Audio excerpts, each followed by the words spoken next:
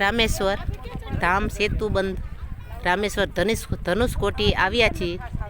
આ બધું 18 કિલોમીટર લંકા છે, એની સામે કે છે દરિયાની સામે કાને ને આમાં થોડો ઘણો ઇતિહાસ છે। બા બોલે છે ઇતિહાસ આપણને આવડતો નહોતો, પણ કાલ નિમેશભાઈ શાસ્ત્રી કહેતા હતા કે વારંવાર ભગવાન રામેશ્વરને કાંઠે ભગવાન રામ બનાવતા હતા રેતીના રામેશ્વર, તો દરિયો આવીને તાણી જતો હતો।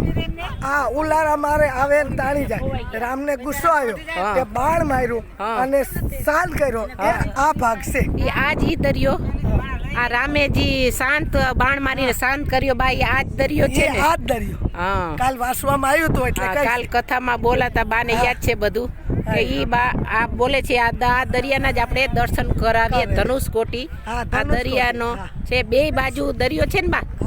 બે હા, અને વચ્ચે આ બાજુ દરિયો, આ બાજુ દરિયો, આ બાજુ દરિયો, ઓલી બાજુ દરિયો છે। એ દરિયો બરોબર ઉલરે છે, ઈ તોફાની છે। આ બાજુ રામેશ્વર સેતુબંધ રામેશ્વર ભગવાન થાય, ઈ દરિયો શાંત છે, ભગવાને બાણ માર્યું એટલે શાંત થઈ ગયું। વાહ ભાઈ વાહ, સરસ।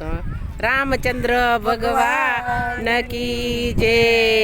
સરસ મજાનું જાણ્યું આપણે આ તીર્થસ્થાન પર। રામચંદ્ર ભગવાન કી જય।